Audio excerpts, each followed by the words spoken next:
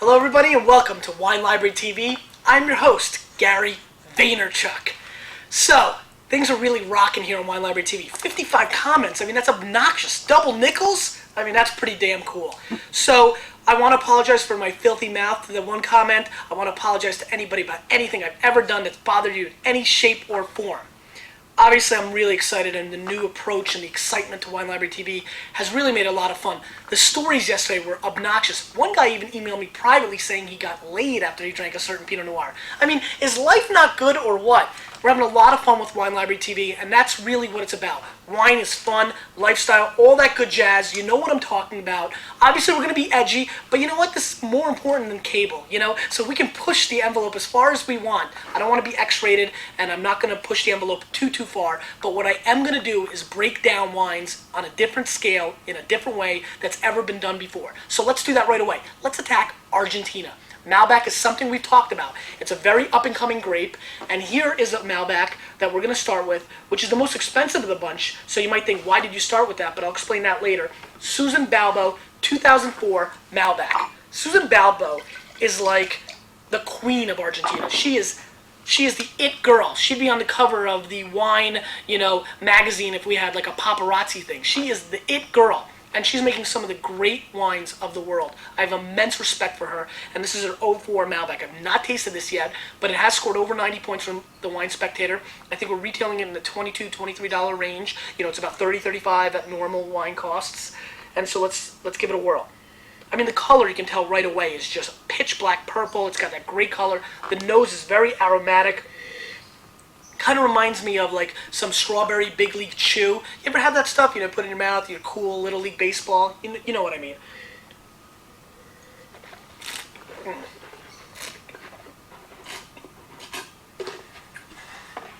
It almost tastes like big league chew that way. It's loaded with fruit. Almost, you can really taste the residual sugar. Picked late. This Malbec is loaded. 90% Malbec.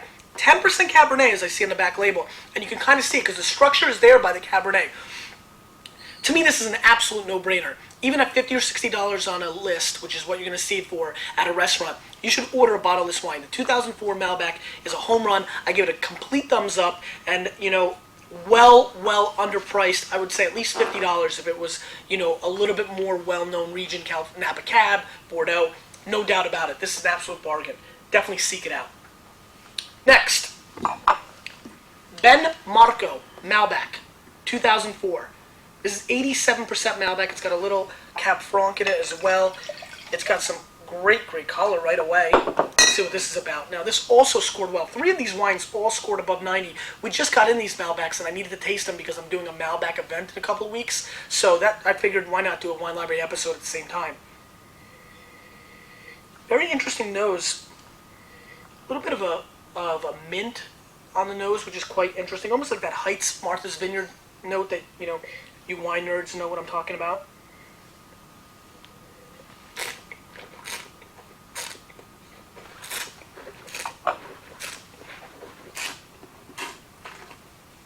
These wines are bringing the heat. This is also a wine that I would recommend. I think this is in the $15 to $18 range. Again, loaded with candied fruit. Now, there's people out there, and you know who you are, that are going to hate this style because there's sugar levels involved here. The fruit is so sweet and so complex that the sugar clearly comes through. So, you need to be a little bit careful about that. But other than that, this is a delicious bottle of wine. With a steak or anything else, this is a bargain. And at this price, is a complete home run. I really like it. This is a nice little bottle of wine. Wine Spectator's off to a little bit of a roll. 2 90-pointers, and they're right. La Posta, 2004 Malbec from the Preseli family. Again, these guys would never have a problem with color. This is unbelievable. Nobody would mistake this for white wine. This is a little bit of a more exotic nose, little Asian spice. I'm not sure about this nose quite as much. It kind of smells like my socks after 7 or 8 hours of basketball. Speaking of which, today, after the 6 o'clock hour, the entire Wine Library staff is going to play basketball here in Springfield, New Jersey. So we're looking for more players. So if anybody'd like to join the Wine Library Basketball League, please email me, Gary@winelibrary.com. Preseli Family, 04.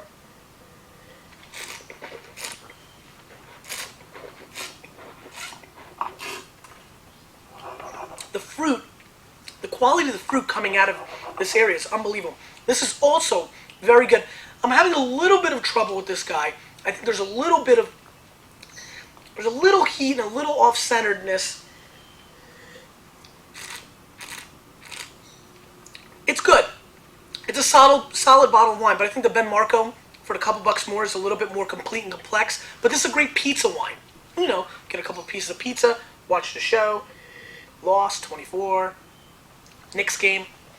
You know, whatever you do, this is a nice average everyday bottle of wine. Nothing to go crazy over.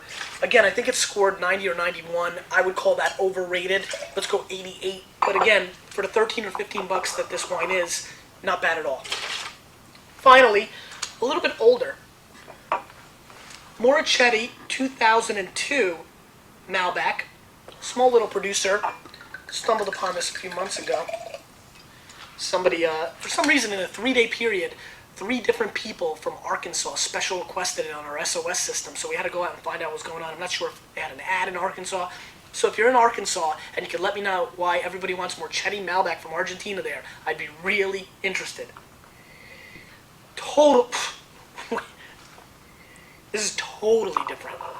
This is much more earthy, a little Burgundian on the nose. Everybody knows I hate Burgundy.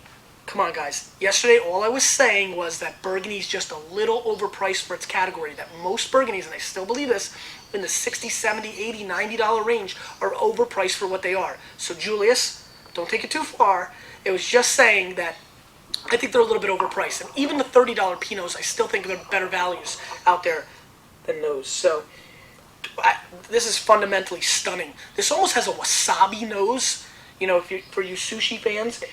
Definitely dark green peppers. I mean, just fundamentally totally different.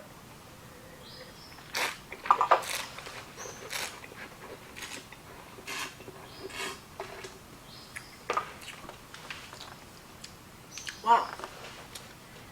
Tastes totally different than it smells, but you can still kind of get a little bit.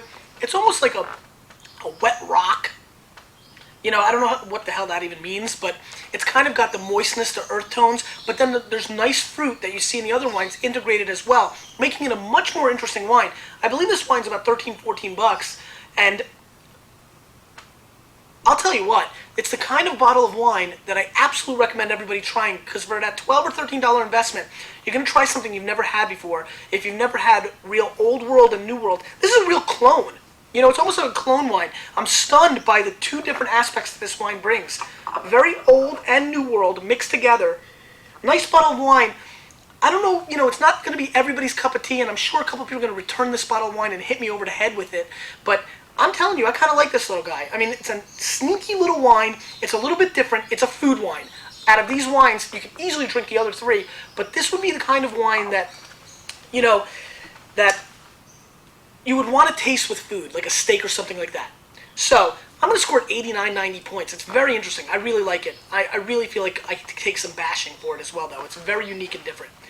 Finally, I have a big surprise. I'm going to taste a wine that is so well-known and world-recognized, something that you're going to be so happy to know what I think of it, that you're just going to say, Wine Library TV is the best thing that ever happened to me in my entire life, because look what Gary tasted. I've always been curious. I've never had the chance to taste this wine myself. Folks, I present to you Carlo Rossi Burgundy. Please don't ever email me or tell me that I don't do things for my fans. I'm about to taste this wine for you. That's right. I can't even get it open. I'm going to taste this wine. I have never in my life ever tasted this wine. I've sold plenty of it. I've seen people buy it. I've seen it. I mean, I'm going to really get it in there. Here we go. Carlo Rossi Burgundy, non-vintage, for Wine Library TV. Here we go. You know, kind of interesting. You know, tight nose. It's not, you know, hasn't been breathing that long.